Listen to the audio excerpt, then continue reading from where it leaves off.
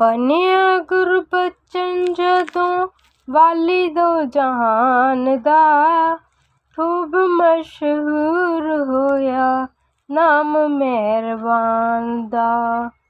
ਬੜਾ ਹੀ ਦਇਆਲੂ ਬਾਬਾ, ਬੜਾ ਹੀ ਦਇਆਲੂ ਬਾਬਾ, ਬੜਾ ਦਇਆਵਾਨ ਸੀ। ਜੋ ਜੋ ਜਿਹਨੇ ਮੰਗਿਆ ਦਿੱਤਾ ਉਹੀਓ ਦਾਨ ਸੀ। ਜਾਨ ਮੰਗੀ ਜਾਨ ਦਿੱਤੀ, ਜਾਨ ਮੰਗੀ ਜਾਨ ਦਿੱਤੀ, ਕੰਮ ਕੀ ਸੀ ਦੇਰ ਦਾ, ਰੱਖ ਕੇ ਹੈ ਨਾਮ ਆਇਆ सुदीक्षा हरदेव दा। नमस्कार, धन निरंकार जी। मैं श्वेता वर्मा आज आप जी के सामने बाबा गुरबचन सिंह जी महाराज जी के विचारों की स्वाति बूंदें लाई हूँ। आइए सुनते हैं और कोशिश करते हैं कि उन विचारों पर अमल भी कर सकें। बच्चे समाज की नींव हैं, उनकी पढ़ाई लिखाई का खास ध्यान रखें। उन्हें सादा व मेहनती जीवन जीने की प्रेरणा दें। सादगी और मेहनत आदमी को गुणवान, चरित्रवान और सेहतमंद बनाती है। ब्रह्मज्ञानी निराकार दातार की रज़ा में रहते हैं। प्रभु इच्छा को शुभ मानते और हर हाल में खुशी महसूस करते हैं। जिस घर में कलेश रहे, झगड़ा रहे, जहाँ बच्चे माँ बाप की, पत्नी पति की इज्जत ना करे, या जहाँ माँ बाप बच्चों का, पति पत्नी का ख्याल ना रखें, उस घर को मर्यादित नहीं कहा जा सकता।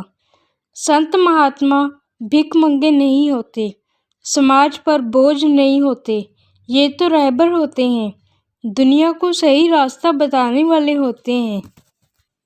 गुरु प्रसन्न होता है जब उसके अनुयायी प्रेम भाव से रहते हुए एक दूसरे के सहायक सिद्ध होते हैं।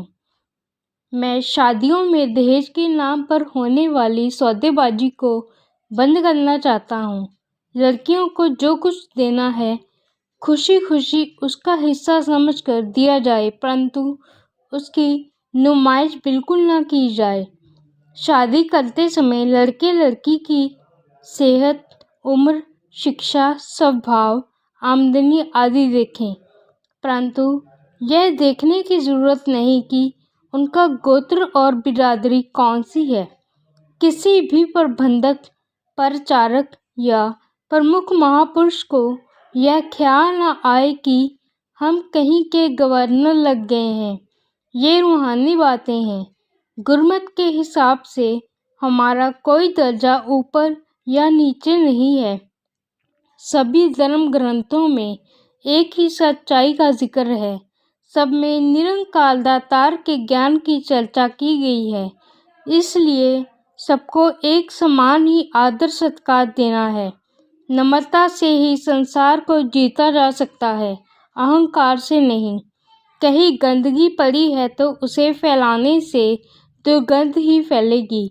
इसी तरह किसी के अवगुणों का ढिंढोरा पीटने से कोई फायदा नहीं होने वाला। जो अर्पण भाव से काम करता है वह बंधन में नहीं आता। घी संभालने के लिए डिब्बे की संभाल की जाती है।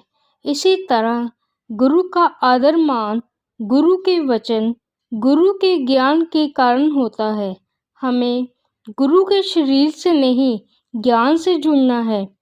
कई लोग अपनी चतुराई या इल्म के द्वारा गुरु को प्रभावित करना चाहते हैं, परंतु गुरु सब कुछ जान जाता है। जो ये समझते हैं कि गुरु की चापलूसी करने से बड़े बन जाएंगे, वे भूल करते हैं। जो शांत स्वभाव से, खामोशी से गुरु की सेवा करता है, उस पर गुरु सहज भाव से रीझ जाता है। रूहानियत भी एक साइंस है। इसके राज समझने के लिए इसके जानकार संत महापुरुष की जरूरत होती है। यह जो अंग संग दातार है, ये कभी भी भक्तों को नीचा नहीं होने देता। कभी भी भक्त की हानि नहीं होने देता। भक्ति और गुरमत से ही रब्बी गुणों का विकास होता है, अनुशासन आता है, अमन एकता की भावना जागती है। इसके साथ ही हृदय की विशालता के कारण सब तरह की तंगदिली दूर होती है। जब इंसान सतगुरु का ध्यान करता है तो खुद ब खुद सुमेल होने लगता है और दूसरी ओर ध्यान नहीं जाता।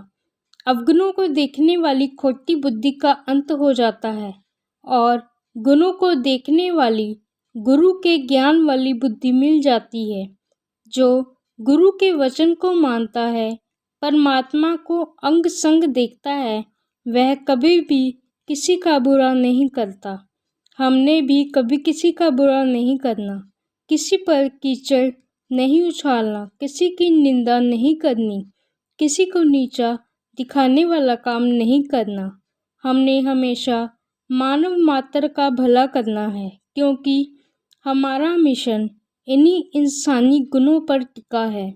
हमने सही मायनों में इंसानों वाला काम करना है और सत्य की आवाज़ को दुनिया के कोने कोने में देना है।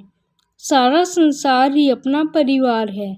हमें इस पवित्र भावना को आगे बढ़ाना है। साध संगत हमारे स्वभावों को बदलती है, बुरी आदतों को बदलती है। साध संगत करने से हम पर सच की रंगत चढ़ती है। धन निरंकार जी।